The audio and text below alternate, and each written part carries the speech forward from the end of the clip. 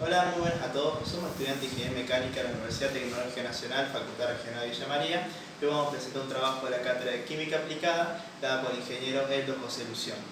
Este trabajo se trata sobre el poder calorífico y vamos a tener diferentes objetivos. Nuestro primer objetivo es diseñar un material compuesto con la sigla MCBUA, que significa material compuesto bicapa unido por adhesivo y connuculado en el autoclave. Una vez que diseñamos nuestro material, vamos a determinar el poder calorífico de cada componente y del material compuesto en sí. Una vez logrado esto, vamos a modificar nuestro material compuesto para lograr aumentar un 10, un 20 y un 30% su poder calorífico. En el caso que nuestro material compuesto le hayamos agregado algún otro material, vamos a tener que determinar el poder calorífico de esos materiales adicionales. Para hacer todo esto, vamos a hacer uso del calorímetro que se encuentra en la instalación en la universidad. Vamos a verificar la precisión de nuestros resultados con una tabla donde están las especificaciones de los materiales que utilizamos al diseñar nuestro material compuesto. Y como extra, un profesor de otra cátedra nos pidió medir el poder calorífico del pellet y de las cáscaras de maní.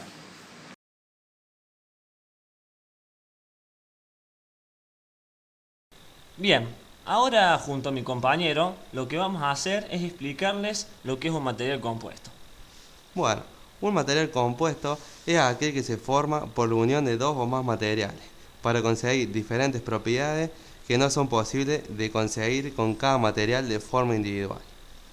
Cuando mi compañero habla de propiedades, lo que hace es referirse a propiedades como dureza, como los rendimientos a altas temperaturas, la resistencia, la conductividad y la rigidez, entre otras. Lo que sí tenemos que tener en cuenta también que para que cumpla la función de material compuesto es necesario que cumpla también distintas características. Una de ellas es la de estar formado por dos o más componentes y que se puedan distinguir físicamente, o sea, también que lo podamos separar mecánicamente, como por ejemplo un perno, o también mediante un adhesivo. También debe tener por lo menos dos fases químicas. Deben ser insolubles entre sí y no pertenecer a materiales polifásicos, como en el caso de aleaciones metálicas que mediante diferentes tratamientos térmicos puedan cambiar su composición química.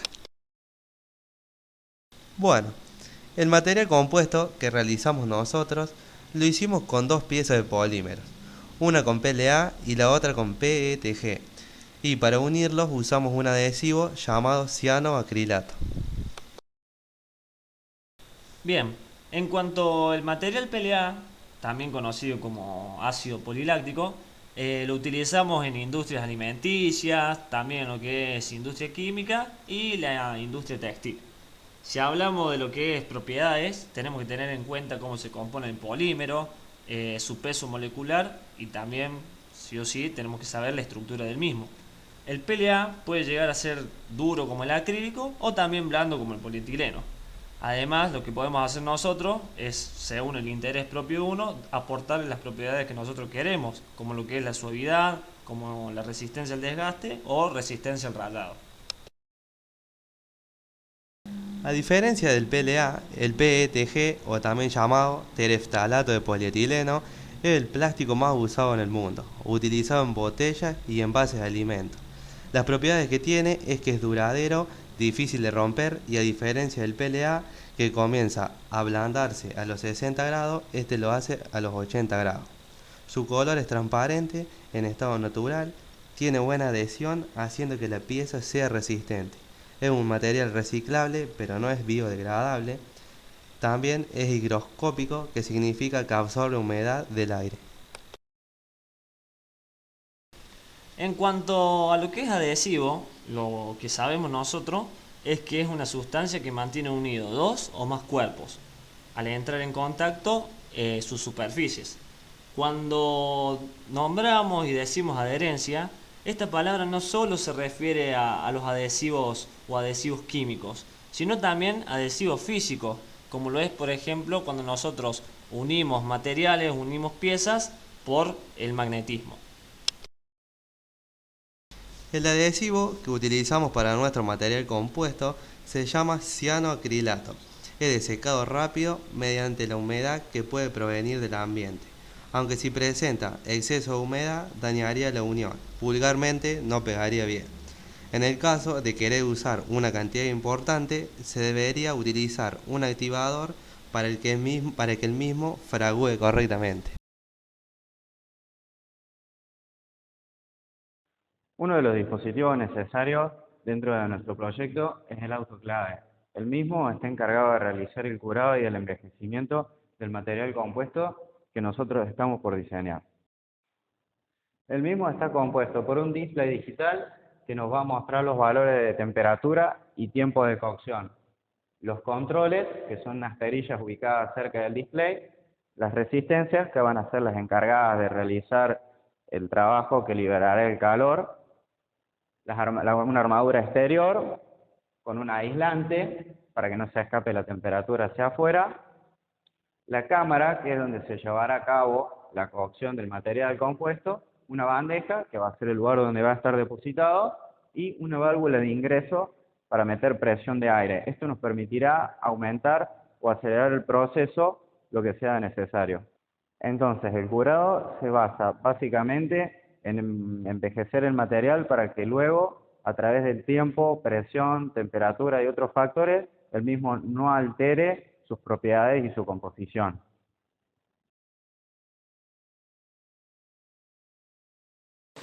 Bueno, ahora pasamos a calcular el poder calorífico de los materiales por separado y del material compuesto. El poder calorífico está definido por la cantidad de energía desprendida por una unidad de combustible en su combustión completa, para determinadas condiciones de presión y temperatura.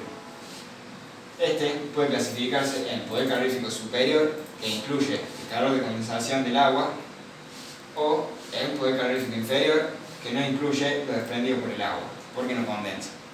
En nuestro caso, nuestro material no posee hidrógeno, por lo tanto el poder calorífico superior va a ser igual al poder calorífico inferior.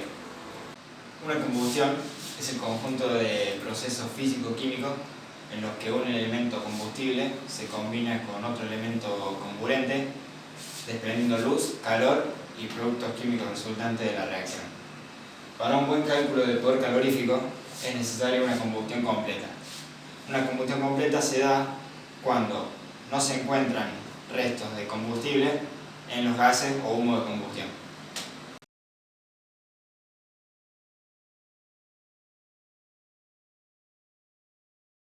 Bueno, para concluir, se puede observar que los valores obtenidos en la práctica son diferentes a los teóricos determinados en tabla, ya que se encuentran distintos errores a la hora de medir el poder calorífico de un combustible en el calorímetro. Dichos errores eran causados por diferentes factores, como por ejemplo, los valores arrojados por el tester no son exactos, ya que el termistor puede no funcionar correctamente. La temperatura inicial del agua era diferente en las distintas pruebas. Aunque esta variación era muy pequeña, aún así existía, por lo tanto, puede ser uno de los factores. Presencia de óxido en la cámara. Esto implica que el calor generado dentro de la misma no fuese transmitido al 100% al agua. Pequeña pérdida de oxígeno en la tapa, lo cual incluye también pérdida de presión. Poca experiencia a la hora de usar un calorímetro. Este factor resume varios de los errores cometidos. Bueno, una de las partes más importantes del trabajo y menos negativa fue el aprendizaje. Aprendimos que al envejecer un material en el autoclave a una determinada temperatura a corto plazo, se modifican sus propiedades físicas y químicas como si hubiera transcurrido una determinada cantidad de tiempo a largo plazo.